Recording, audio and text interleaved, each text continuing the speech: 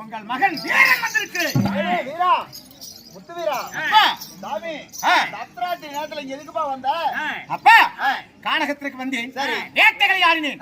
வேட்டை ஆடிவிட்டு வீடு திரும்பலாம் என்று திரும்பும் நேரத்தில் அழுகுல் சத்தம் கேட்டது. வந்து பார்த்தால் அப்பா குடிசையில இருந்து கூழும் தண்ணீரை குடிப்பது விட்டுட்டு இந்த கானகத்திலே வந்து கரப்ப வெளிச்சம் போட்டு அழுது புலம்பிக் கொண்டிருக்கிறீர்களே, என்னப்பா செய்யும்? மகனே, என்னுடைய கஷ்டத்தை சொன்னால ஆக்க முடியுமா, தீர்க்க முடியுமாப்பா? அப்பா, ஒரு தாய்க்கும் தந்தைக்கும் பிள்ளை எதற்காக பிறக்க வேண்டும்? கட்ட முடியாத கடனை கட்டுவதற்கு தான் பிள்ளை, தூக்க மாட்டாத சுமையை தூக்கிவிட பிள்ளை, திங்க மாட்டாத சாதத்தை தின்பதற்கு தான் பிள்ளை. அப்படி பிள்ளை என்று நான் பிறந்ததற்கு உங்களுக்கு பேதகம் வேண்டாம், மைந்தன் என்று நான் பிறந்ததற்கு உங்களுக்கு வழக்கவலை வேண்டாம். எதுவாக இருந்தாலும் எடுத்து சொல்றது.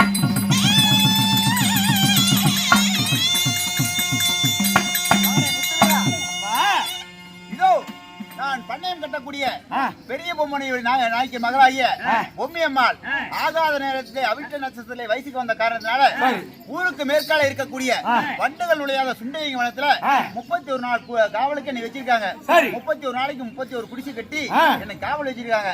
அதனால 30 நாள் காவல் சரியா காத்துட்டேன்பா. இன்னைக்கு கடைசி ராத்திரி 31வது நாள் இன்னைக்கு. அதனால இன்னைக்கு என்னால போக முடியல குடிசை காவலுக்கு. ஏன்னு கேட்டா இடியோ இடிக்கிறது, மழையோ பெய்கிறது, உடம்பெல்லாம் குளிர் காய்ச்சல் வர மாதிரி இருக்கு. அதனால போக முடியல. அதனாலதான் கணப்பு வெளிச்சம் போட்டு அழுதுட்டு இருக்கிறேன்பா. அப்பா, 30 நாள் காவலை காத்திருக்கிறீர்கள். இந்த ஒரு ராத்திரி காவலுக்கு உங்களால் போக முடியவில்லை. கவலை வேண்டாம். அப்பா, நீங்கள் கட்டளையிட்டால், நீங்கள் இன்றைக்கு உத்தரவு கொடுத்தால் இந்த ஒரு ராத்திரி காவலுக்கு உங்கள் மகன் வீரன்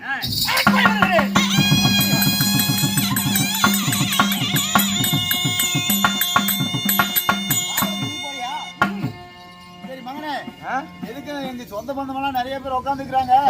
ஒரு 4 பேர்த்த அபிப்பிராயம் கேட்டு வர்றேன். ஓ சினியோ, ஓ சினியோ, ஓ சினியோ அடிக்கணும் ஒருத்தோட பொம்மி காவல் வேசி குசானி మాట్లాడతాయేమే అరగట్టినారు కుసానాపా మీరు ఇద్దరు చెప్పండా ఇంత చూతాగా న్యాయం కట్టా చెప్తున్నట్టు నిలిచాను ఒకసారి పోయేటట్టు చెప్పాడు పెట్టాడు సరే ఎల్లా ఇదే మిస్టేక్ రావుదా మళ్ళీ వచ్చేసినట్టు పెట్టి ఏం చేసి మొత్తం మీరుగా జవాబు తరి ఓ చిన్నాము నువ్వు చెప్పు ఏం నవ్వేవే ఏం నవ్వికి చెప్పేసి అలా చెప్తా పర్వాలేదు ఏదో మిస్టేక్ అయిపోతా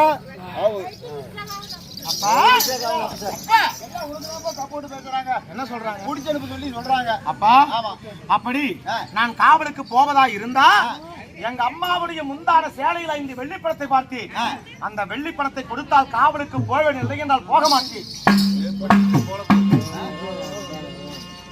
மகனே, ஏடா நீ போறது முட்டு குடிச்சு காவலுக்கு போற, ஒரு தேரா திருநாளா ஒரு தேர் முட்டாய் வாங்கிக்கிறதுக்கு, இல்ல ஒரு கடையா கடை தேர்வா கள்ள முட்டாய் வாங்கிக்கிறதுக்கு முட்டு குடிச்சு காவலுக்கு போற உனக்கு எதுக்கு 5 வெள்ளி பணம்? அப்பா, இது மழைக்காலம்.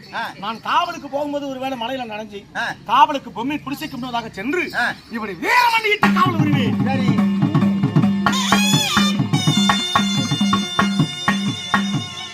அப்படி நான் வீரமண்டி போட்டு காவல் புரியும் பொழுது அப்பா, மழையில நனைஞ்ச ஈர உடம்புக்கும் அர்த்த ராத்திரி நேரத்திற்கும் பொம்மி குடிசைக்கு முன்னாடி இருக்கிறது அந்த அக்னி பந்தம்.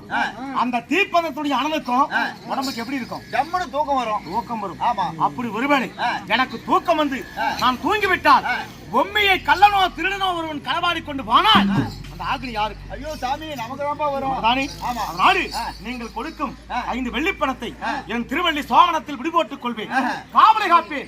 காவலை காக்கப்படுது கண்ணுக்கு தூக்கம் வருவதை போல் இருந்தால் முடிச்சை அவிழ்ப்பதும் பணத்தை உள்ளங்கை கொட்டுறதும் என்றதும் மறுபடி முடிக்கிறதும் அவிழ்ப்பதும் கொட்டுறதும் எண்ணுவதுமாக விடியும் முப்பொழுதே காசின் மீதே கராராக இருந்து காவலை படு உண்டாராய் காத்து.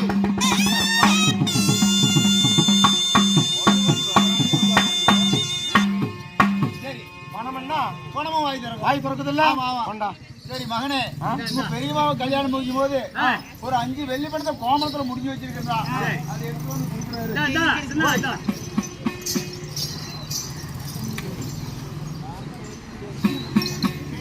மகனே வீரா, 1 2 3 போயிட்டு வா. யா ஓடியா? 5 வெள்ளி பணம் கொடு. 3 காசு வச்சுட்டு எப்படி பணம் காசுக்கு கமிஷன் அடிச்சு கல்லு குடிக்கலாம் நினைச்சேன். விடமாட்டான். 1 2 3 4 5 போயிட்டு வா. அப்பா மகனே, இன்னும் ஒரு சந்தேகம். இது மழைக்காலம். எப்ப மழை வருகிறது எப்பொழுது நிற்கிறது என்று யாருக்குமே தெரியாது. ஆமா. அப்படி இருக்கும் பொழுது காவல் காத்துக் கொண்டிருக்கும் பொழுது திடீரென்று மழை வந்துவிட்டால் பொம்மிக்கு தான் குடிசை இருக்குது. குடிசைக்குள்ள நடையாமல் வரைக்கும் இருப்பா. ஆமா. நாம எங்கப்பா ஒன்றதுக்கு ஏதாவது இடம் இருக்குதா? மகனே, அப்படி விவரமா கேளுப்பா. அப்படி திடீர்னு மழை வந்துச்சுன்னு வச்சுக்கோ, இங்க கொல்லிக்கட்டை எரிஞ்சிட்டு இருக்கு பாத்தியா முன்னாடி, அதுல ஒரு கொல்லிக்கட்டை எடுக்கணும். எடுத்துக்கிட்டு கூப்பிட தூரத்துல ஒரு ஒண்டி ஆலமரம். ஆமா. அந்த ஆலமரத்துல ஆள் தங்குற மாதிரி ஒரு பொருள் ஒன்று இருக்குது. இந்த கொல்லிக்கட்டை எடுத்துட்டு அந்த வீசிட்டே அந்த ஆலமரத்துக்கு போகணும். வெளிச்சம் தடம் தேடிக்கிட்டே. ஆமா, தடம் தேடிட்டு அந்த ஆலமரத்துக்கு போகணும். ஆலமரத்துக்கு போய் மழை வந்துச்சுன்னா அந்த ஆலமரத்தை போடுறதுக்கு பாத்தியா, அதுல போனோடனே தலையை மட்டும் இப்படி விட்டு விட்டுக்கணும். ஏன்? மூக்கு நனைஞ்சா சளி பிடிச்சிக்க முடியல. முதுகு நனைஞ்சா சளி பிடிக்காது. இது யாரு கண்டுபிடிச்சது? நான் கண்டுபிடிச்சேன். நல்லா இருக்குதா? அறிவுரை கண்டுபிடிச்சேன். கவிட்டிக்கே வேலை செய்யுது. ஆமா. அப்புறம் அந்த மலை விட்ட பின்னாடி மறுபடியும் அதே கொல்லிக்கட்டை எடுத்துட்டு வீசிட்டே வந்து இங்க காவ காத்துருக்கணுமாப்பா. ஏப்பா மகனே, சிறிய மலையாக வந்தாதான் ஆலமரத்துக்கு போகிறோம். உடம்பு நடையாமல் இருக்கும். ஆமா. திடீர்னு படபடன்னு பெரிய மலையா வந்துட்டா வீட்டுக்கு வெளியே இருக்கிற கட்டில் எடுத்து வீட்டுக்குள்ள வைக்கிறதுக்கு முன்னாடியே உடம்பு நனைஞ்சு போயிருது. ஆலமரத்துக்கு போகும் வரைக்கும் உடம்பு நடையாமல் இருக்குமா? நனையுமே. நனைந்து விட்டால் மீண்டும் வந்து காவலை காக்க முடியுமா? முடியாது. அதனால ஒரு சுருக்கமான ஒரு யோசனை.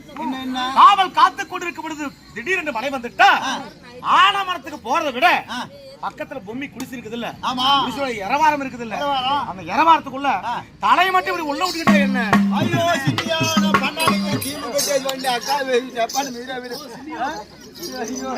ஏ இல்ல ஜெப்ரா வீட்டு வெள்ள பெட்டி அடிச்சேதி. அதே வல பெட்டினே. ஏ அப்பா, நீ காவலுக்கு போயிட்டு போதே நீ காசு கொடு. ஏப்பா நானே ஒரு நாள் போயிட்டு வந்தறேன். ஏன்னா நீ மெதுவா மழை வருதுன்னு சொல்லிட்டு முதல் தலையை உள்ள விடுவ. அப்புறம் இன்னும் கொஞ்சம் அதிகமா மழை வருதுன்னா முதுகு உள்ள விடுவ. இன்னும் கொஞ்சம் அதை விட பெரிய மழையா வந்தனா நீ மொன்னப்பாம்பு எடுத்து விட்டாலும் விட்டுருவா. நீ காசு கொடுங்க, நானே போயிட்டு வந்துடுறேன். ஆமா. நீ என்ன அப்படியும் பேசுற இப்படியும் பேசுற? சரி அப்பா, நீங்க சொன்னதை போல ஆலமரத்துக்கே போகிறேன். சந்தோஷம் தான். சரி மகாராஷ்டிரா போய். ஆனால் ஒன்று. ஆனா அப்பா மகனே, நான் வீட்டுல இல்ல காவலுக்கு போயிட்டேன்னு சொல்லிட்டு ஏதாவது கடன் வாங்கி கல்லு தண்ணி குடிச்சிட்டு எங்க அம்மா மாருங்க கிட்ட போய் ஏதாவது பழைய ரபடித்தனத்தை வச்சுக்கிட்ட வெள்ளரி பிஞ்சு வீசுற மாதிரி ஒரே வச்சு போய் பேசுறேன்.